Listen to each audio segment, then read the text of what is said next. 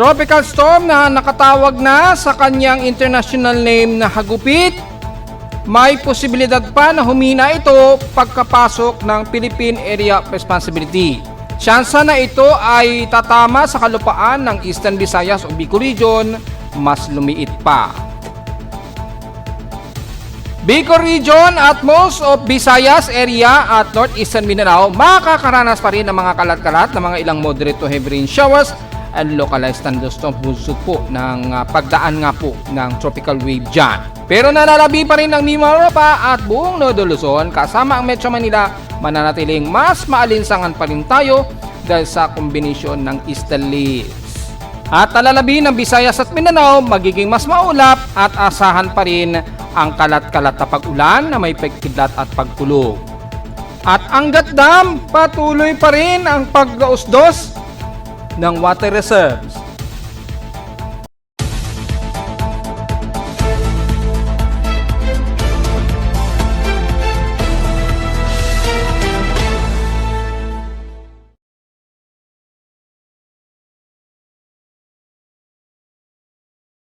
Hello, good morning mga folks. Welcome po muli sa ating Daily Weather Bulletin at Analysis para sa araw ng Huwebes, May 7, 2026. Ang oras sa ating boss may maga ay alas 10:53 na o 52 na ng umaga.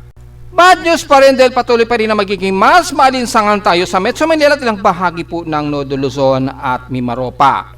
Medyo magiging chilling or medyo comfortable ang magiging panahon sa may bandang Southern Luzon o most of Bicol Region at Visayas at Mindanao na kung saan sila nga ay patuloy na nakaranas ng mga pagkulog at pagkidlat at mga pag-ulan po dyan since nang mag-arrive po dyan yung tropical wave po na dating C92W na remnant niya.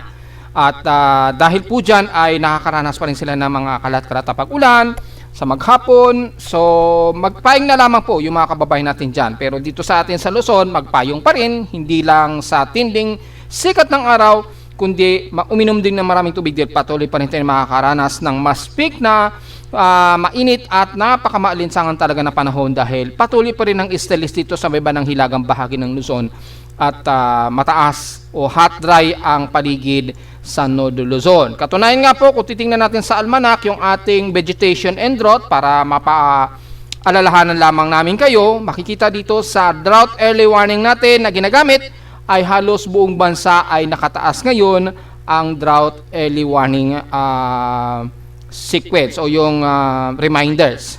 Pero most probably, kung titingnan natin dito sa ating monitoring, since May 5 ay grabe halos buong Central Luzon na po o halos buong kanluran na po ng Luzon kasama na ang Mindoro ay nasa halos napaka-maximum na ng drought index classification ito. Ibig sabihin po ay mas tuyong-tuyo po o mas very dry po ang nararanasan ngayon natin dyan ngayon. Ay, no?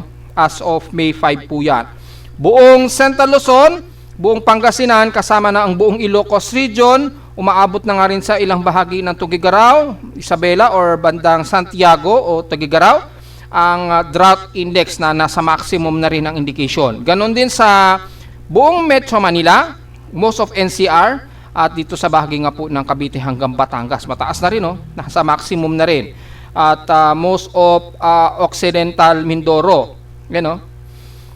Kaya dito sa atin sa Luzon talaga patuloy tayo makakaranas talaga ng grabing tuyo at napakamainit at alinsangang panahon talaga po. So ito po yung most of mas accurate na ginagamit natin dahil kasi ito very close near real time po na nag-update yung hot at drought na ating nararanasan po. Kakaunti na lamang sa may bandang Visayas ang medyo mababa. Umiibayo na rin ang grabing init sa ilang bahagi ng Bicol Region, west portions ng Visayas, medyo nagmo-moderate na rin, tumataas na rin. Bukod tangin na lang ang bandang Mindanao ang medyo at least katamtaman lamang ang kanilang drought index classification. Well, dahil madalas inuulan nga po dyan.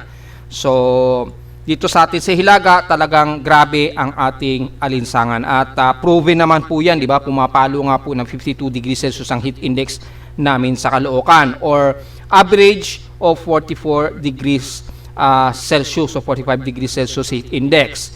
So sa monthly stock natin na drought, makikita natin ay maximum ang buong Nodo Luzon po. At sa inulan naman ay halos kakaunti lamang o napaka-below average rainfall natin sa Luzon. Mangilan-ngilan lamang na may patak ng ulan dito sa may bandang silangan ng Nodo Luzon. Yan. Kasi nagkaroon ng frontal system dyan, pero konti lamang. At sa may bandang Eastern Visayas at Mindanao, mas mataas po yung average rainfall sa kanila. Ayan, no? Kitang-kita naman mga folks, yung average rainfall po sa loob ng isang buwan. So makikita natin, mas mataas po ang bahagi po ng Mindanao. So malinaw naman po ang Visayas at Mindanao ang may mataas na average rainfall pa rin na collected. So napakalinaw naman yan mga folks. At nagkaroon din ng pag-ulan sa Palawan dahil mayroong nakarang araw nagkaroon ng heavy rains dyan. So mapapansin natin, most of Mindanao lamang ang medyo may mataas na average rainfall. Pero sa atin talaga sa Luzon, talagang tuyo ang ating lupain dahil wala tayong masyadong ulan na nararanasan. So yung pinaka-drought intensity o yung severity halos may naka-indicate sa may bandang Mindanao, yun, mataas. Pero most of severity hindi naman gaano ramdam yan. Siguro dahil nakatutok lamang o mas mababa o equatorial kasi yung area. So yung drought and severity ay mataas sa may Mindanao, bahagya lamang sa may bandang Luzon at Visayas. Pero ang pinaka-classification ng ating drought ay talagang sa Luzon area. Yan, so grabe. Kaya patuloy pa rin tayo magiging mataas ang ating drought. Dito naman sa huling data, walang updated si Pag-asa. So kung titingnan nyo sa iba, ganyan din ang pattern. So dito nakapagtataka na mas dry dito sa Mindanao kumpara sa Luzon.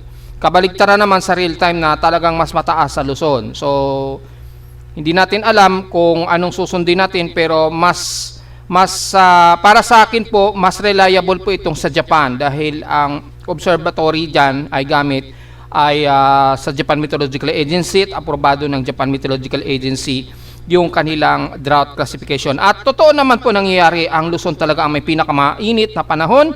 Obviously, tama lang na indication of classification ng drought index mas mataas. So, malayo dito sa indication ni Pag-asa. Mindanao ang may pinakamataas daw. Pero pansin nyo naman, madalas inuulan ang bahagi po ng Visayas at Mindanao. So dito medyo questionable sa akin to. Kasi alam naman ninyo sa Visayas at Mindanao, kayo madalas inuulan ngayon dyan. Hindi kagaya sa amin sa Luzon na halos talagang wala kaming naging pag-ulan, lalo na sa Metro Manila. Nakataas ngayon ang thunderstorm advisory natin sa Visayas area. So affected areas ang Negros Occidental, Negros Oriental at Eastern Samar po yan ha. So mula sa Negros Occidental, mula Pulunggutan, Hinigaran hanggang Bacolod na yan. Eastern Samar ang General MacArthur hanggang Giporlos. At sa Negros Occidental naman ang Mois Padilla, Isabela, La Castellana hanggang dyan sa may banang Benalbagan. Yan, the rest hanggang Tayasa na yan, at Eastern Samar naman bandang Salcedo, Mercedes at Kinapondan po. So 1 to 2 hours naman effectivity nito, o 30 minutes to 1 hour naman sa bahagi ng Negros Occidental. So mostly ang affected areas dito ang Negros Occidental, Negros Oriental at Eastern Samar. The rest naman sa Visayas since 10:11 AM ay ang Leyte, Siquijor, Cebu at Negros Oriental naman ang inaasang affected areas. So para makita nyo po yan, pwede nyo gamitin yung hydrological advisories natin in flood advisories. Yan, mayroong heavy rainfall pero umaga pa po yan, so wala na po yan. Dito tayo sa may latest thunderstorms, nakataas sa most of Visayas area. Yan, nakataas. Mas highly dito sa bandang expecting warning sa may bandang Negros Oriental nga po na sinasabi natin. Ayan o. So nakataas po yan. So advice po, kabilang na ang bandang Cebu at Leyte, nakataas din. Expecting warning yan, at Eastern Samar. Ayan, so yan, makikita nyo po yan. Sa Luzon naman ay most likely naka-indicate lang to within 12 hours ang forecast po. Wala pa namang nagaganap, siguro mga bandang hapon po. Within 12 hours po kasi yung forecast niyan. Pero most likely ang apektado ngayon dito sa bahagi nga po ng Negros Oriental, yan, sa may bandang Cebu, Leyte at Eastern Samar ang expecting warning ngayon na naapektuhan ngayon dulot po ng pag-ulan. Lalo na dito sa area na yan. Maulan ngayon dyan sa bahagi ng yan. Kaya tama lamang na naka-indicate sa ating drought warning ang most of western part ng Northern Luzon o most of Luzon. Mas mataas talaga ang drought sa atin. Sa ating naman lightning detection system ay meron tayong aktibo na 7 lightning strokes. Meron isa sa may bandang Tuguegarona naman, yung latest. Pero yung mga past 40 to 60 minutes ago ay yung bandang Bicol region. Yan. So, ang pinakamalapit sa amin sa Caloocan, 67 kilometers mula sa pinaka-closest range. Yan, mayroong pulsing na nadedetect. So, mayroong electrical charge na nabububo sa Impampawid kasi pag dry talaga at sumasalubong yung ibang hangin, nag-accumulate po yung lightning strikes. Yan. So, malinaw naman yan mga folks.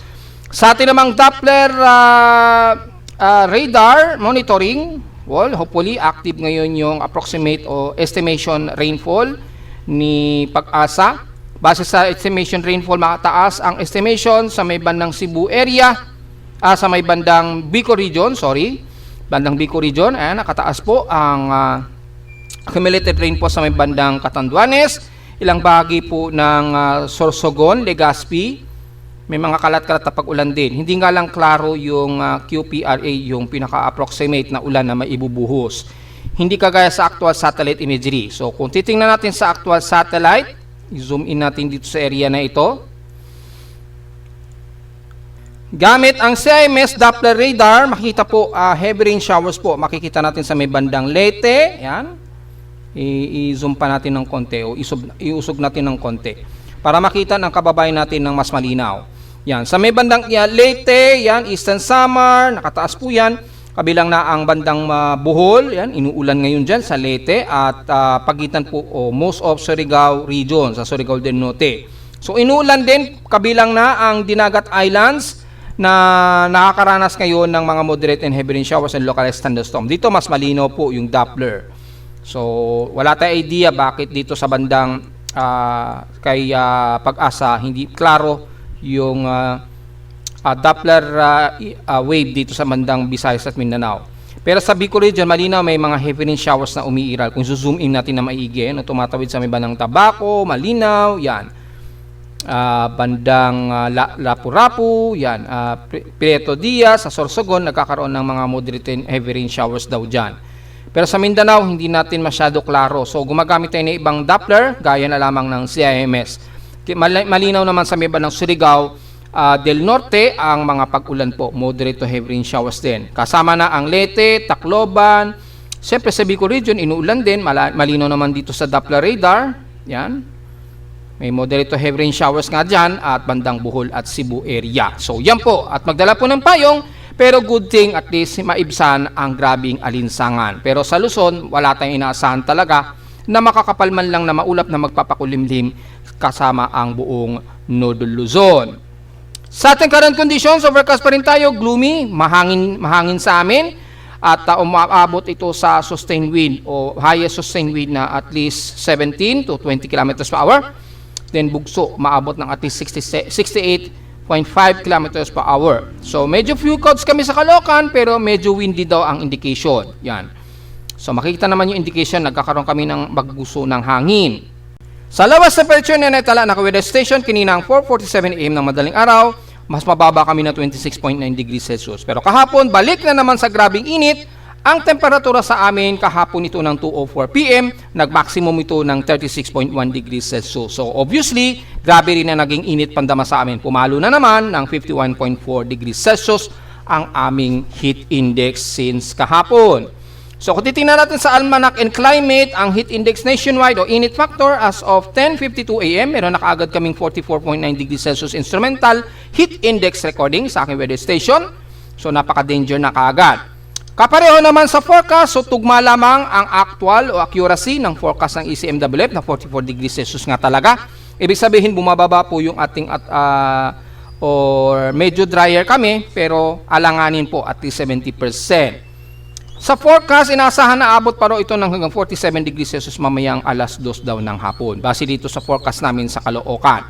Sa init factor ni Pag-asa kahapon ay may mga 44 degrees Celsius, so 45 degrees Celsius. Nangunguna dito ang Borongan is sa Samar na may 45 degrees Celsius heat index. Pumapangalawa ang Vira Catanduanes na may 44 degrees Celsius heat index. And the rest ay 43 degrees Celsius na po, kagaya ng San Jose Occidental Mindoro. And the rest 42 degrees Celsius na. So nangunguna po ang Borongan is sa Samar na may 45 degrees Celsius na init pandama. Pagdating sa heat index forecast nationwide, ay kung titingnan natin sa may bandang Tugigaraw muna, asahan natin na mataas pa rin ang heat index sa kanila at aabot ito ng hanggang 44 degrees Celsius mamayang alas 3 hanggang alas 4 daw ng hapon. Kasalukuyang nasa 30 o 40 degrees Celsius po yung kanilang heat index ngayong 11 o'clock po. So grabe talagang init. Sa Santiago Isabela naman, kung sisilipin natin, na kumadyot yung map. Yan, reload natin at 41 degrees Celsius din, pero papalo ito hanggang 43 degrees Celsius, fluctuate ngayong alauna, and then magre-resume ito ng alas 3 hanggang alas 4 ng hapon. So, aabot ng 43 degrees Celsius highest heat index. Sa Pangasinan naman, especially Dagupan, kayo pa rin ay nangunguna, 45 degrees Celsius pong heat index sa inyo, grabe talagang init. No wonder, gano'n na lang katindi yung ating drought index classification, grabe. At aabot ito hanggang 48 degrees Celsius. Grabing init, oh. Grabe. Kaya wag masyadong magbibilad mga folks. Nakaka-heat stroke talaga yung ganito ka-init na heat index, ha. 48 degrees Celsius mamayang alauna hanggang alas 3 ng hapon daw aabutin ang inyong grabing napaka-danger na heat index. Diyan po yan sa Pangasinan po. Pagdating naman sa bandang Tarlac, well, very obvious na tayo. Mataas na rin dyan sa may bandang Tarlac. 42 degrees Celsius po at aabot din sa napakagrabing init na ating heat index. 47 degrees Celsius mamayang alauna hanggang alas 2 ng hapon. Grabe talaga init sa Central Luzon. Grabe. Kaya wag masyadong magbibilad mga folks, ha. Grabe talaga tindi ng init ninyo dyan at alinsangan. Siyempre hindi ligtas ang Metro Manila. Sa magtatanong kung let's say pinpoint natin sa Metro Manila.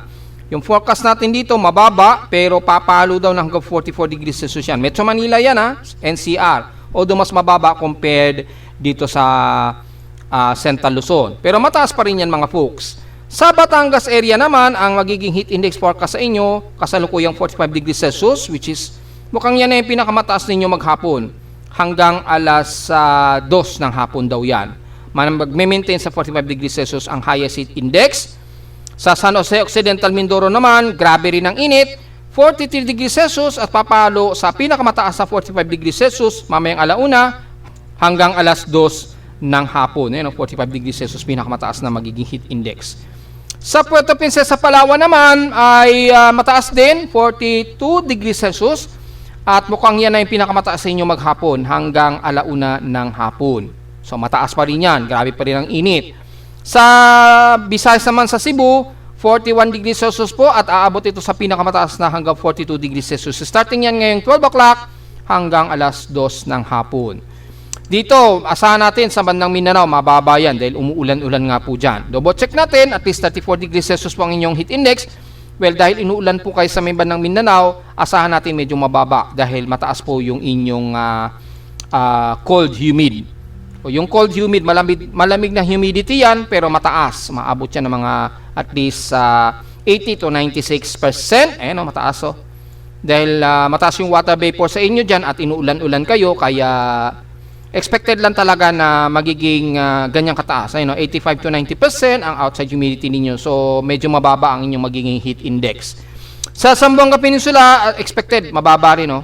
Pero at least extreme caution pa rin at 89% humidity. So, less likely na ganun kainit kayo dyan sa Mindanao. Hindi kagaya sa amin sa Luzon na napakataas ng classification ng aming heat index. Hopefully, updated na po yung automatic weather station.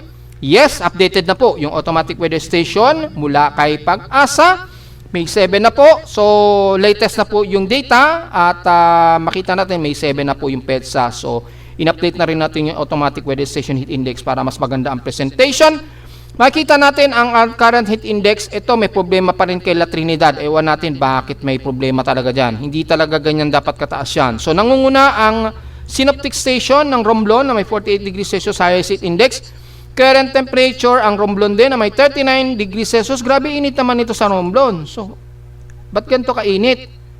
halos 40 degrees Celsius. So may problema rin ang automatic weather station sa Romblon. Please, pakiayos naman po kay Pag-asa. I-fix naman natin yung ating automatic weather station. Magtawag naman kayo o mag-assign kayo ng mga automatic weather station personnel na magmo-monitor sana dyan.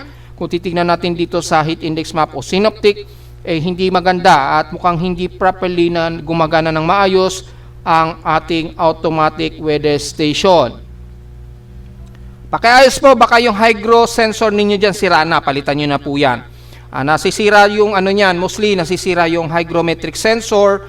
So, yung pyesa niyan ay pwede pong palitan yan. Well, kung wala kayong electronics professional na magre-replace niyan, ang inyong lingkod kaya pong mag-replace ng electronics niyan. Kabisado ng inyong lingkod ang schematic ng lahat ng klase ng automatic weather station o ng weather station dahil 8 taon nating pinag-aralan yan. Ngayon, kung meron kayo mga personal na electronics technician, pwedeng ipaayos nyo po, papalitan nyo na po yung hygro sensor, yung pyesa niyan sa loob, madali naman palitan yan eh. Marami na pong modules for hygro sensor, di ba? Marami na pong mapagpipilian at madali na sa inyo dahil malaki naman ang funding sa Pag-asa. Para hindi ganito, mali-mali yung presentation ng data, hindi accurate yung data. La Trinidad Benguet, 49 degrees Celsius. O di ba, mapapaisip na lang kayo na ganun kainit. So, usually sira yan. Ang temperature and hygro sensor niyan sira. So, paki-check na lamang po. So, hindi natin ma-determine kung ang most probably magagamit natin yung San Marcelino, Zambales. Zambales ang may pinakamataas na current temperature or dito sa may bandang San Ildefonso, Bulacan na may 34.59 degrees Celsius na outside temperature. Yan ang pinakamataas. Yan. Highest heat index so far, disregard muna natin si Romblon at La Trinidad. Mukhang may problema yung dalawang yan. Ang Lawag, Ilocos Norte daw ang may nangunguna sa may pinaka-highest heat index. May 41 degrees Celsius. Highest outside temperature, ang Muñoz, Nueva Ecija or San Ildefonso, Bulacan na may 34.5 degrees Celsius na highest air temperature. Yan. Itong dalawang to may problema talaga to, La Trinidad at Romblon Synoptic Station. Pakiayos naman po sa mga nagpa-follow na personally Pag-asa. Paki-check na lamang po ninyo dyan sa Romblon at La Trinidad. Bakit ganon? Minsan naaayos naman yung La Trinidad and then may susunod na araw na naman, problema na naman, nagloloko na naman yung La Trinidad. Pag ganyan ay siguro hindi natin alam kung hindi naayos maigi ng technician or kailangan ng palitan yung automatic weather station. Yan. Ang mahal pa naman ng automatic weather station yan. Hindi biro ang presyo niyan. Umaabot ng at least 50,000 pero umaabot pa siguro ng hanggang 100,000 ang presyo.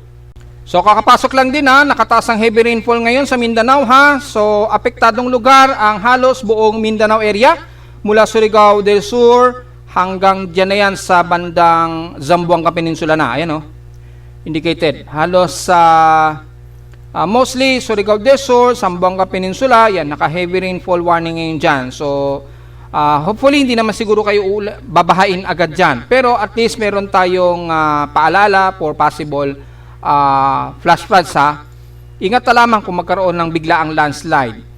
Well, siguro matigas naman siguro yung mga lupain natin dyan. So, hindi naman expected na magkakaroon ng landslide. Pero mag-iingat pa rin sa possible nito. So, ikatatabi naman natin sa PA16 since past 24 hours ang Tuguegarao pa rin. Ang nangunguna, grabe init 39.5 degrees Celsius. So, pinakamataas yan Base yan sa OGMET data na may pinaka-highest sa Pilipinas so far ay 39.5 degrees Celsius. Ewan ko kung normal pa ba ito. Pero kung yan man ang magiging output reading, grabe, halos 40 degrees Celsius. So, ingat po sa possible na wildfires Hindi na po normal ito. Siguro, pinakamataas na temperature na naman ito sa loob ng 5 taon or 10 taon na naitala sa Tuguegarao. Grabing init 39.95 degrees Celsius po ang highest.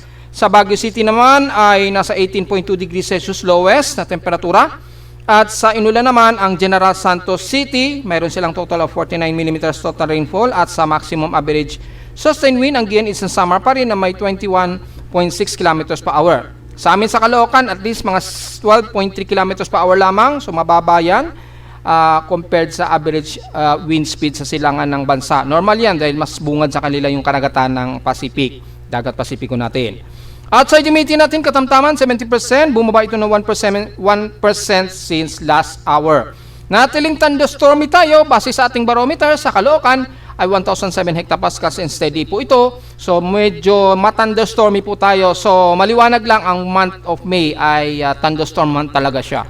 So kung may babasa kayo na thunderstorm month ay totoo po yan dahil usually yung barometric reading pag month of May naglalaro yan sa 1,007 to 1,007.5 hectopascal. Usually mga ganyang reading nasa thunderstormy yan. Medyo madalas ang thunderstorms yan. So very proof naman dahil na-read na natin yung ating lightning detection system. Tumaas po yung bilang ng thunder strikes o mga lightnings pagpasok po ng month of May. High tide, low tide status, pa-high tide po tayo. So mataas ang sea level. Asahan natin mga 0.81 meters po ang taas niyan. At medyo maalon sa may bandang silangan ng bansa ha. So at least 1 meters.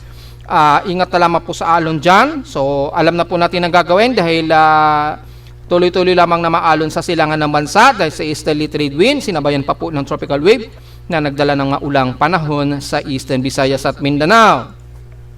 Sa ating almanak naman, sumikat ang haring araw kaninang 5:30 AM at lulubog po ito mamayang 6:14 PM at ang ating 75% illuminated na warning gibbous na po.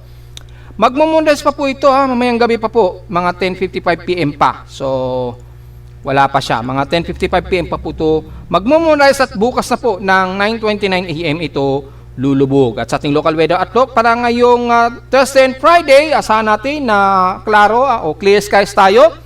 Pero not obviously, medyo partly cloudy sa amin sa Caloocan. Pero clear skies daw ang ating forecast.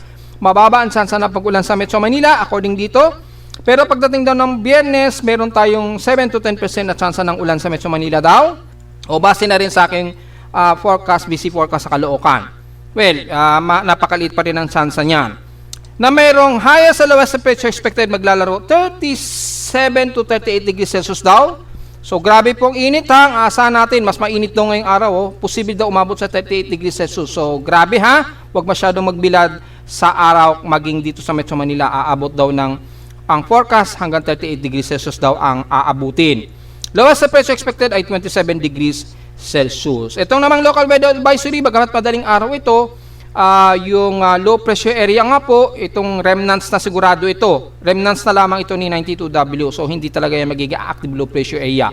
Pero low pressure area ito, base kay Pag-asa, kaninang madaling araw pa ito ni report, ay 120 km southeast ito ng Hinatuan, Surigao del Sur. So kung makikita ninyo sa satellite imagery na pinakita ko sa inyo, halos nandyan na yan sa kalupaan ng Surigao, yung pinaka-trough. Kaya matitindi ang pag-ulan ngayon sa kanila.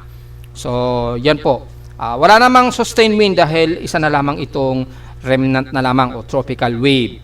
So sa short-term weather forecast, hanggang Lunes daw ay magiging clear skies pa rin tayo sa Luzon o sa Metro Manila. Base dito sa aking short-term weather forecast hanggang Monday yan. So ibig sabihin lamang mukhang malabo o malabo daw kaming ulanin dito sa Metro Manila pa rin. Pero pagdating ng Tuesday o Wednesday, dito yung mga araw na ito na malapit na po yung bagyo na si Hagupit or posibleng matawag na natin sa Kaloy, local name na Kaloy.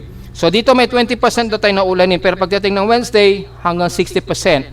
So mukhang mapapasigaw tayo sa wakas na uulanin tayo kung pumasok po yung forecast na yan. At pinakita ko sa inyo yung forecast, di ba? Yung sa strike probability. Uulanin daw sa Metro Manila at least 20% o 10 to 20% daw na magkaroon tayo ng strike probability. Once na nandiyan na sa member ng Eastern Visayas, itong si Precaloy o Hagupit. Kahit hindi man ito maglandfall, at least magiging maulap po yung eastern sections ng bansa natin, magdadala yan ng mga kalat-kalat na pag-ulan. So hopefully, pumasok po yung strike probability pa rin, which is i-discuss natin mamayang konti. So diretso agad tayo sa ating ginagamit na satellite imagery mula sa Himawari na satellite feed ni Pag-asa. Makikita natin ang maulap at maulang panahon lamang, mostly bandang Bicol region po, especially dito sa may bandang Iriga, Legazpi hanggang Sorsogon po, maging ang Catanduanes po. At least mga ilang moderate to heavy rain showers po. Ingat po sa mga pagkulog at pagkidlat dyan. Yan, sa paligid po yan ng Birac, Catanduanes, San Andres. At dito naman sa may bandang Rapu-Rapu, Legazpi. Yan, maulan sa inyo ngayon dyan. At Sorsogon, since malapit po sa Albay, well, yung lahar po na pinag-abuhan nitong si Mayon Volcano at least may idea kayo kung aabutin sa Albay ang pag-ulan. Yung ragasa po nung lahar dahil nung nakarang araw po, di ba, pumutok yung Bulkang Mayon, nagbuga siya ng grabing abo. So at least alis po tayo sa lahar, yung pagdaos-dos po ng lahar mula sa pinaka-cone shape ng Mayon dahil inuulan kayo ngayon dyan sa bandang Albay, Legazpi at Sorsogon.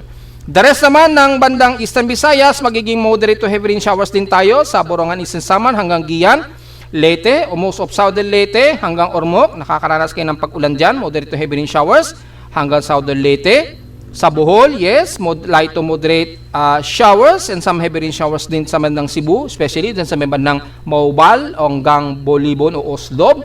So, medyo good news, wala namang masyadong masamang tayong nakikitaan na magiging epekto ng ulan sa bandang Cebu.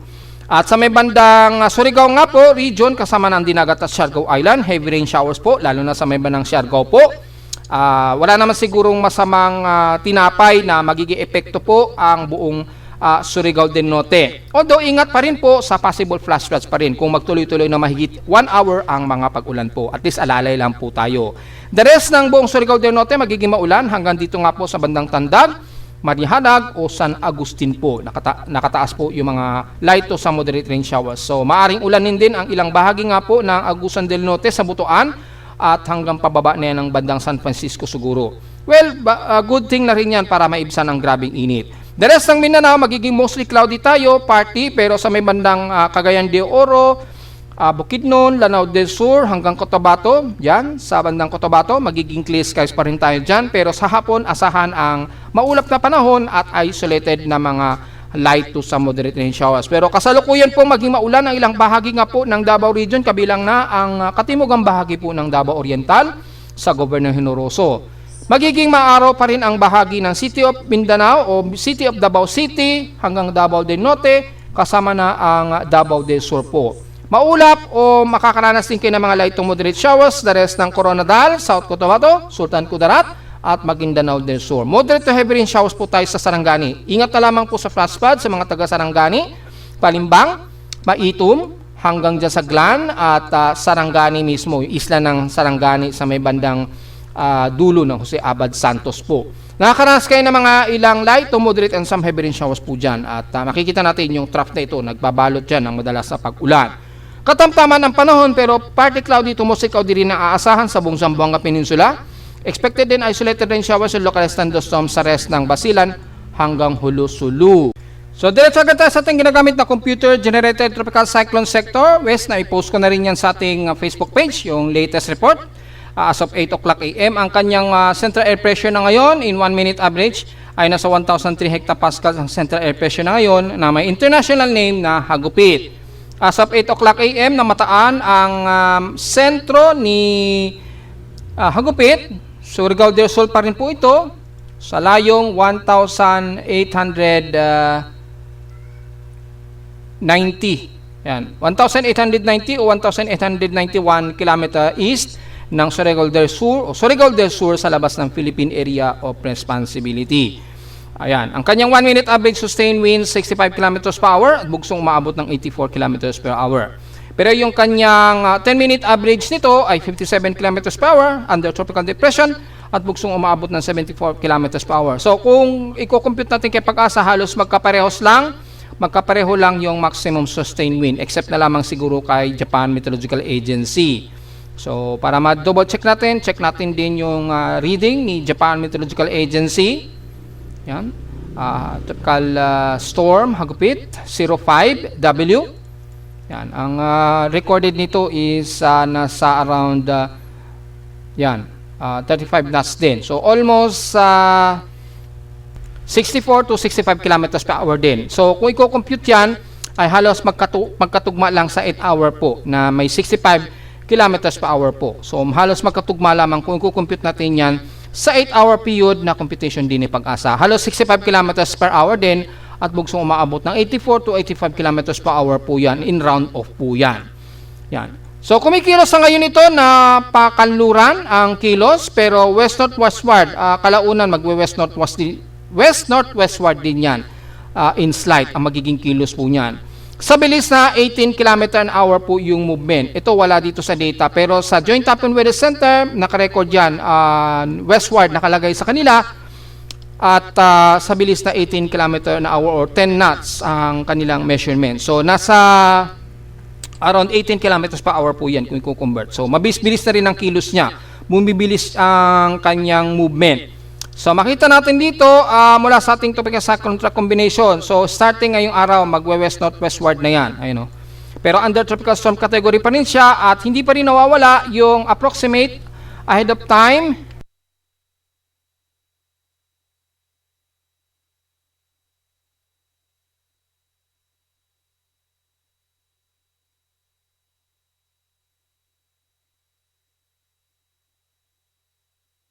Hello. Na ito'y papasok ng Philippine Area of Responsibility nitong weekend. Either Sabado po yan ng hapon o maghapon or linggo na ng madaling araw. Mga May 10 po yan. So, approximate ahead of time within 72 hours. So, either way, Sabado man yan or linggo ng madaling araw, ito enter ng Philippine Area of Responsibility. Malinaw na tatawagin ito sa local name na Kaloy.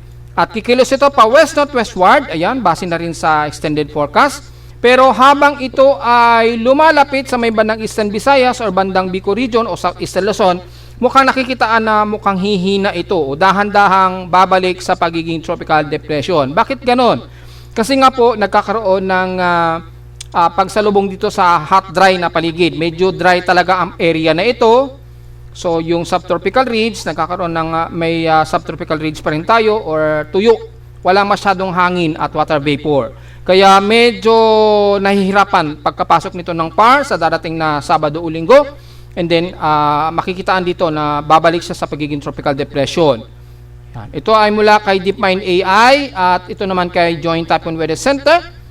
Yan, babalik siya sa pagiging tropical depression daw bago lumapit ng Eastern Visayas o Southeastern Luzon. So kung ganoon man ang mangyayari niyan ay maliit ang tsansa na ito ay magkakaroon ng landfall or kung hindi man, kung magtuloy-tuloy man ito, nakikitaan ng posibilidad na magre-recurve ito. Posibleng magre-recurve din kaagad ito. Pagpasok ng ganyan, bigla itong magre-recurve pa northward, pa ganyan. Kapag ganyan po ang magiging galaw nitong si Hagupit o Precaloy, medyo good news yan, dahil magdadala lamang ng mga maulang panahon dito sa may bandang Southeastern Luzon at Visayas nga po. At yung strike probability sa bandang Metro Manila, at least 10 to 20%, maaaring ulanin tayo sa Metro Manila sa darating na either ng siguro mga next week na, mga Tuesday next week. Tuesday or Wednesday. Yan. Yan yung magiging approximate natin na ito ilalapit dito sa bandang Southeastern Luzon. Yan. Base dito kay Joint Typhoon Weather Center, mga May 12. So, either Tuesday nga po siya or Wednesday. Yan. Pag nandyan na yan, magiging makulimlim na po yung bandang Metro Manila, Bicol Region o Southern Luzon. So magkakaroon ng mga mas maulap dyan at posibleng pag-ulan po. Siyempre, medyo may mahahatak pa rin itong southwesterly wind dito sa may bandang Timog Kanluran. Medyo may mahahatak yan. Magkakaroon ng surface trap. Yan. Magkakaroon ng surface trap dito, mahahatak, at magkakaroon ng maulap na himpapawid at magdadala ng pag-ulan. So, good thing, wala tayong magiging reklamo siguro niyan kung tayo ulanin sa Metro Manila po niyan sa darating na Martes o Miyerkules next week. At least, ang paghandaan lang ng siguro natin dyan sa bandang Bicol Region at Eastern Visayas na posibleng magkaroon pa rin kayo ng tuloy-tuloy na heavy rain. Baka lang baka biglang tumaas po yung ilog, yung mga ilog natin dyan. At medyo good thing para yung mga ibang dams dyan ay masuplayan na naman muli. Bad thing, siguro yung Angat hindi maaabutan siguro ng pag-ulan dyan ng matindi. Well, kung ano man ang magiging ulan na mararamdaman natin sa Luzon, medyo good news yan para man lang maibsan ang grabing alinsangan natin. Yan po ay iaayon dito sa current forecast track po ha. Kung pagbabasehan naman natin yung kanyang Spaghettios forecast track o tropical cyclone intensity, ayan, makikita natin ay magme-maintain siya as tropical storm category lamang siya sa susunod na 5 araw. 4 hanggang 5 araw. So, wala talaga nakikitaan ito ay magpa-further pa o aabot pa sa severe tropical storm. Meron man, may tsansa dahil may mga ilang track dito na bigla siyang nag-spike pataas. Malamang sa ibang weather agency, ganyan din. Pero very long range na lamang po yan at napakaliit ang tsansa. Ang nasisiguro lang natin, magme-maintain ito as tropical storm hanggang sa pumasok ito ng PAR this weekend. So, good thing na rin siguro yan. At since very compact naman, kung titingnan natin sa satellite imagery yung sitwasyon, yung actual na circulation itong si Hagupit, halos maliit o maliit lang na klase ito na bagyo.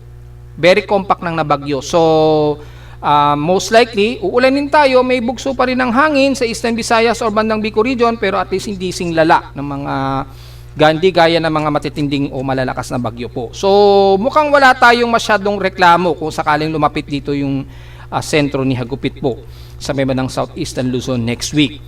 So, yun po ang pinaka-good news niya. So far, wala tayong medyo reklamo niyan.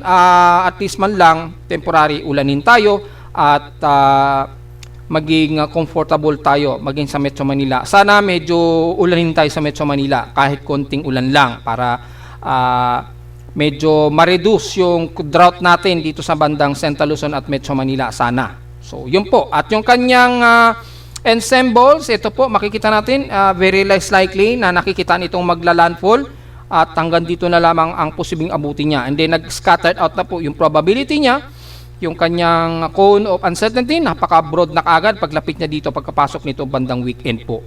So, very less likely itong magla-landfall na. So, ang magiging good news na lamang, magdadala ito ng pag-ulan sa may bandang Bicol region at Eastern Visayas. O probably umabot din sa bandang Metro Manila. So tingnan na lamang natin mga folks.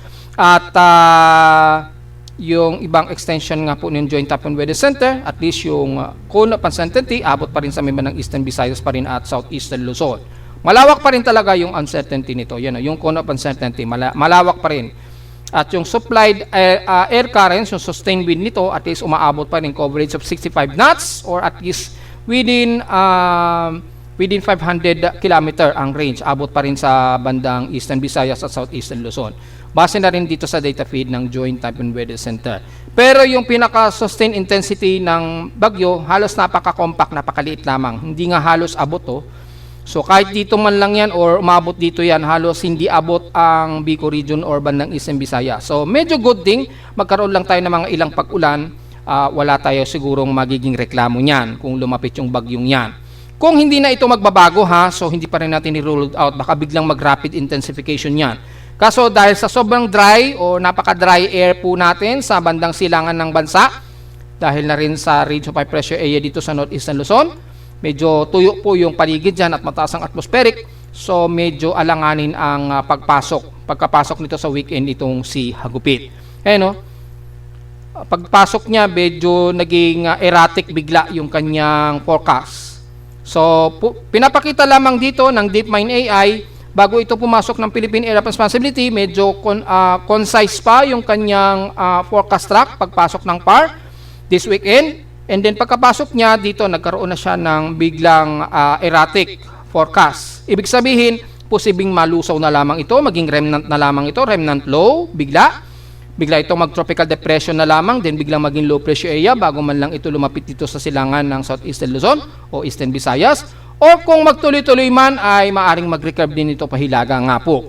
So tingnan natin maigi mga folks at marami pang pwedeng magbago sa kanya once na tumungtong ito ng Philippine Area of Responsibility sa darating na Sabado o Linggo. Alin man dyan sa araw na yan mga folks. At mula sa ating Tropical Cyclone Assessment Monitoring, meron pa ring babala ang Global Tropics Hazard Outlook natin. By the second week at third week bago magkatapusan, mukhang meron na namang susunod kay Hagupit posible, mas tumaas 60%. So bago magkatapusan ng May, pagpasok ng June, mukhang meron na naman tayong mas mataas ang accuracy na may mabuong tropical cyclone. Halos sa panggagalingan din ni Hagupit, yan. Halos kapareho. Manggagaling din dito sa southeast of Guam, yung area na yan kung saan mataas po yung El Nino. Kasi mas mainit po kasi yung sea surface temperature dyan. So mapapansin nyo, malalayo ang magiging development ng anumang tropical cyclone. Yan, kasi nandyan yung El Nino na kung saan mas mainit ang sea surface temperature, ay dyan din ay probably may nabubuong bagyo. And then, yung further development niya, bumababa siya sa 20% na yung magiging track niya ay lalapit sa bansa. So, between May 22 to May 26, so third week, halos third week o huling linggo na po ito ng May. Mukhang mapapaaga po yung magiging tag-ulan natin kung mangyari po yan. And then, magkakaroon ng intertropical convergence zone na kaagad sa may bandang Mid-Pacific. So, mukhang mapapaaga yung ating wet season. Then, ang bandang Mindanao, at least meron ng probability of above average rainfall, 50%. Bandang Southern Visayas at Mindanao. So, mapapaaga ang wet season sa bandang Mindanao at Eastern Visayas po. Then, by May 13 to May 19, meron pa rin probably of development of tropical cyclone sa bandang Mid-Pacific pa rin kung saan nandoon yung El Nino ngayon. Yan, at least 20%. So mukhang tuloy-tuloy na mayroong posibleng kasunod itong si Hagupit o Precaloy. Mula sa ating computer models, yung simulation forecast ng GFS, makikita natin pagpasok nito ng PAR this weekend, lalapit lang ito sa may bandang Southeastern Luzon. Ayan o. And then, hanggang dito pa lamang yung pinaka-forecast niya. Malapit sa bandang Eastern Luzon, pagitan. Ayan o. Pero makita na napaka-compact po niya, so magdadala lamang ng mga pag-ulan dito sa may bandang South Luzon. Well, good thing kung ulanin din sa Metro Manila. So mukhang wala tayong magiging reklamo kahit na lumapit itong si Precaloy sa darating na Martes o Miyerkules next week. Sa ECMWF naman, ganun din ang pinapakita. Ito mostly, mas precise po ito, at least. Yan, ganun din. Halos sa paglapit nito dito, very alanganin din kung ito ay lalapit. Pero just in case, malating tayong nakikita na magiging reklamo sa Metro Manila kung ulanin tayo. Yan o. Very compact lang din ang pinapakita niya. So, very less likely na magiging malupit na bagyo ito. Pero magdadala ng pag-ulan nito sa South Luzon at Eastern Visayas. Yan. So, mukhang wala naman siguro tayong magiging reklamo. At sa ngayon, wala namang nakikitaan din na magkakaroon nito ng landfall scenario sa anumang kalupaan sa Pilipinas. At mula sa pinaka wave height, ito nga po naglalaro hanggang 1 meter. So nabanggit na natin yan kanina. Yung kanyang mean sea level pressure, ayan, nasa 1,006 hectopascals. Ito mas makita natin, very compact din itong si Kaloy pagpasok ng Philippine Area of Responsibility. So either nga po mga May 10. Dito kay Japan Meteorological Agency, mga May 10 daw ito hanggang May 11 ito e-entra sa Philippine Area of Responsibility. Ano? So dito May 10 o May 11 papasok ng PAR. Well, depende kasi yan sa movement speed. Baka biglang humina na naman yung paggalaw niya mula 18 km per hour, baka bumalik na naman siya sa around 10 to 11 km per hour. So depende. At least mga between May 9 to May 11 siguro, ito ay papasok ng Philippine Area of Responsibility in extension ng kanyang movement speed. And then pagpasok niya ay maliit lamang siya na bagyo, very compact. Yan. Very compact at nakikita natin halos wala ring nakikitaan na ito ay lalapit sa anumang kalupaan ng Bicol Region o Eastern Visayas. So wala rin tayong nakikitaan na reklamo kung magpapaulan man ito sa buong South Luzon at Eastern Visayas. Dahil naghahanap tayo ng ulan dahil sa tinding alinsangan natin sa bansa. So wala siguro tayong magiging reklamo niyan mga folks. So wala tayong dapat kabahan dahil napakaliit at very compact lang na bagyo ito. Hindi ito pangkaraniwan na malalawak ang kanyang circulation. So, yun lamang ang masasabi natin na mas malinaw at wala tayong dapat ikabahala mga folks. Yan. Malinaw naman dito na hindi ganun kadelikado itong bagyong ito. Yan.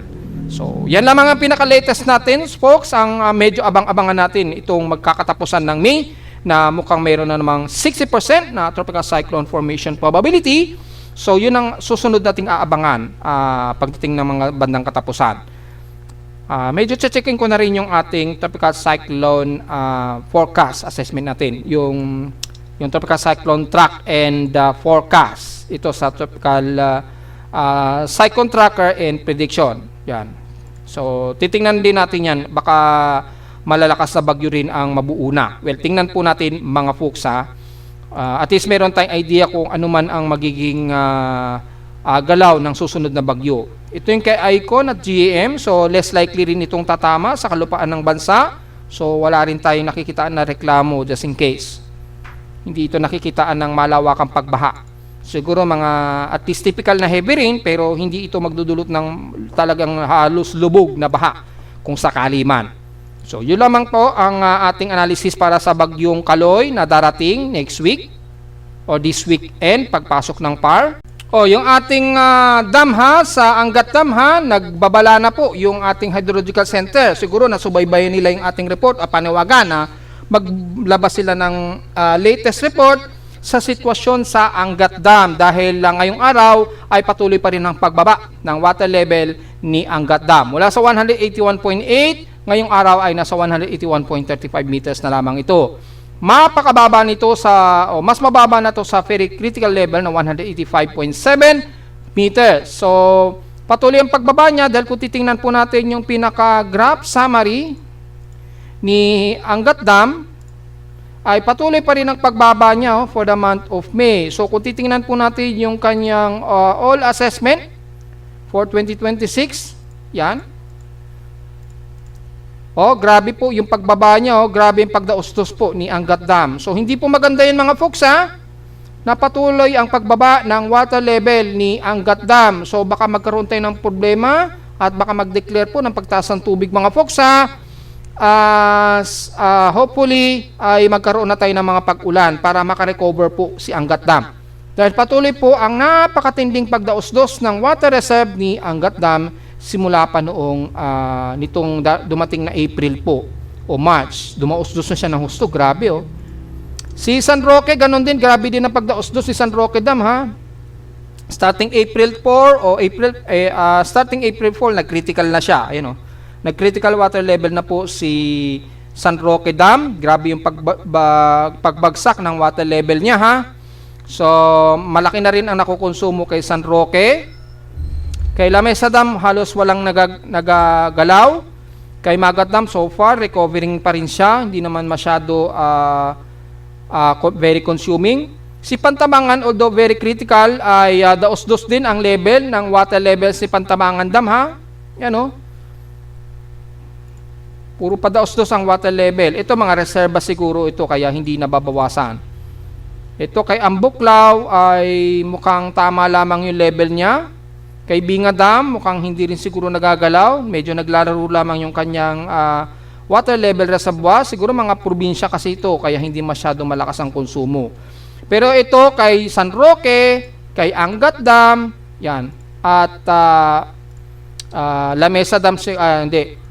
Yun, dalawa lang sila. Si Angat Dam at si San Roque ay hindi maganda ang kanilang water level reservoir. Sobrang daos-dos po ang kanilang mga reserve. Hindi po yan maganda mga folks. At kapag kaganyan, tuloy-tuloy po yan, magiging banta po yan sa ating water supply. Baka magkaroon tayo ng rotational na naman na mawawala ng supply ng tubig kung magtutuloy-tuloy yan. So sana ay pumasok na po yung tag-ulan para naman ay makarecover po yung ating mga water reservoir. Hindi po yung kagaya nitong ganito. Grabe ang pagbagsak ng water level ng dalawang dam na ito, si San Roque at Angat Dam, ha? So, at least may idea na po tayo at sana mag-report po muli yung ating Hydrological Center kung magkakaroon ba tayo ng water crisis. Wala tayong idea walang balita tungkol dito kasi puro politika ang lumalabas sa mga balita ngayon. Hindi natitingnan masyado yung sitwasyon natin sa Pilipinas. Kagaya na lamang nito, baka mabulaga na lang tayo, ay magtataas na naman ng singil sa tubig kasabay din ng rotational na mawawala ng supply ng tubig sa mga ilang selected areas sa Metro Manila. Baka magulat na lamang tayo mga folks ha. Yan ang dapat tutukan ng ating gobyerno. Samantala sa Lindol, maliban sa nagkaroon tayo ng malakas na pagyanig dyan sa bahagi nga po ng kailan ba to sa may bandang Eastern Visayas, ito nagkaroon ng magnitude 6 dyan sa may bandang Hulian, nagkaroon na ng lindol na malakas dyan, at least panibagong magnitude 6 na naman. Yan, na-record natin yan sa bandang Hulian, Eastern Samar po yan. Recorded magnitude 6.4 sa aking seismometer sa Caloocan. Yan, ito. Kahapon po ito hindi sa San Julian to Teka, double check natin. Hindi nga ito sa San Julian. Ito yung sa lupain po ito ng bandang San Julian din, pero bandang east. Ayan Tama nga, sa may bandang San Julian din. Nagkaroon ng malakas na pagyanig po kagabi na naman. Ingat po yung mga kababayan natin, dahil tuloy-tuloy po yung aftershocks dyan sa paligid ng San Julian ha. At least yung total earthquakes dyan hanggang karagatan ay nasa 27 clustered earthquakes po. Yan. Ano bang fault line ang gumalaw dyan just in case? Probably ang fault line na gumalaw dyan just in case po, yung subduction thrust dyan sa bandang silangan ng Borongan Eastern Samar. Yan. Karugtong pa rin yan ng ating eastern fault line sa Pilipinas.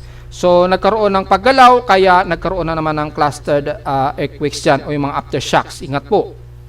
Yan. Kaya ngayong month, nagkaroon kagad tayo ng bagong magnitude 6 this month. Pero mula sa data feed ni PBOX, wala naman tayo naitala na kahit isang magnitude 4 so far. Puro mga mahihina at katamtamang lindol lamang ito. Yan. Medyo may malapit dito as of 6:42 o 6:41 AM. Tingnan natin dyan kung anong area yan. Ito, Magong Marinduque, magnitude 3.5. Sa Mugong Marinduque, kaya na-detect namin sa Caloocan. Yan o, 6:41 AM nga po. Mogpog, Marinduque, magnitude 3.5 po ito. Mababaw kasi epicenter depth, 3 km lang, kaya na-detect ng ating seismometer. Ayan o. So, yan lamang po. Then after nyan, wala naman at mahihina naman yung pagyinig. Magnitude 3 lang naman ito sa may Mogpong Marinduque. Nataon lamang na mababaw ang kanyang seismic activity. So, mula sa historical earthquake data natin for the month of May 2026, bilangin na natin kung ilan na po yung total earthquake natin for the month of May. Yan. Ang total earthquakes natin ngayon dyan ay 198 earthquakes. 186 dito is magnitude 2.0 pataas, 10 ang magnitude 4 at meron na tayong isang magnitude 5 to magnitude 6. Dito kasi is magnitude 6. So, sakto lamang. So, meron tayong isang magnitude 5.0 to 6 at isang magnitude 6. So, alanganin ito kung susukatin yan din dito, halos 5.9 siguro to or magnitude 6. Yan kasi magnitude 6 siya eh. So, dapat pasok siya sa magnitude 6. Dito nakapasok pa rin siya sa magnitude 5. Yan. So, sakto lamang siya ng magnitude 5 o magnitude 6.0 na lindol po. Yan. So, meron na kagad tayong mas malakas na lindol kagad ngayong month. Although, konti pa lamang yung total earthquakes natin na nasa 198 total. Gaya nga po na sinabi natin noong April, di ba, nung katapusan. Lalo tayong mag-iingat. Mga gantong month kasi ay usually malalakas na mga pag-iinig ang mas nararanasan natin. Kahit konti ang total earthquake count natin, mga folks. So, kung kasama si magnitude 1.0, ang total earthquakes na natin ay nasa 6,538 na starting January. Hindi kasamang magnitude 1.0 ay nasa total of 4,509 earthquakes na po tayo. Yan. Kung hindi kasama ang magnitude 1 magnitude 2.0 kagad tayo pataas. Nasa total of 4,509 ang total earthquakes natin. Kakaunti pa lamang. Hindi kagaya ng mga nakaraang taon. Well, tingnan po natin dahil marami pang mga lindol ang madadagdagan dyan sa mga susunod na buwan. Yan. At so far ay meron na kagad tayong historical earthquake. Kung titingnan natin dito let's say 2026 at month of 5. End month siguro between January and then minimum to magnitude 6 max and day 7 ay 30.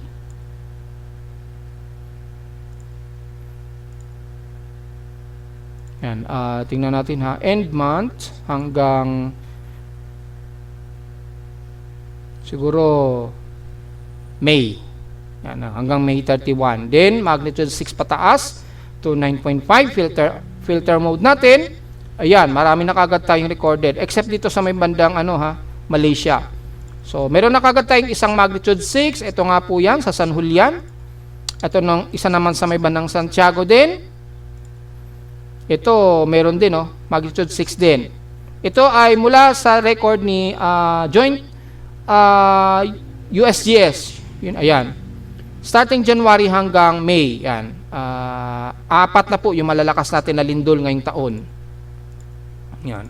Yung magnitude 7 kasi, yung magnitude 7, sobrang layo kasi dito. Kaso ni-record kasi ni PBOX yun. So, wala tayong idea. Mula kay USGS, hanggang dito lang sa atin sa sakop ng Pilipinas, meron na tayong 4. Yan. Panglima na lamang siguro yung magnitude 7 dito sa may bandang Sulawesi, Indonesia. Kinount pa rin kasi ni PHIVOLCS yun eh. Yun. So, meron na tayong 4 na malalakas na lindol po. Base na lang dito sa ating historical earthquake mula sa USGS Geological Survey. Pero kung tutusin, ang all earthquakes natin, kung iloload po natin yung total earthquakes natin, all ay kasama dyan yung magnitude 7 eh. Ayan 4,446. Yan. May kasama dito na malakas na lindol, yung magnitude 7. Ayan isinama ni PHIVOLCS. Yan. Pero kasi napakalayo na yan eh. Ternate, Malaysia o Indonesian Peninsula na kasi yan eh. Ewan ko bakit sinama yan ni PHIVOLCS. So, yan. At least meron tayong idea. Meron na tayong total of 4,446 yung total earthquakes natin dito. Yan. Dito naman 4,509 naka-round off. Yan. Dito 4,446 earthquakes. Yan. So medyo may konting discrepancy pero at least ganyan karami ngayon yung total earthquakes natin. Yan, magto-total count yan dahil once na mag-total update yung ating yearly earthquakes, magtatali din yan dito. At least sa 4,509 ang total earthquakes between magnitude 2.0 pataas. At least meron na tayong idea mga folks. At narito naman natin 3-day weather forecast para sa araw ng Huwebes, May 7, 2026.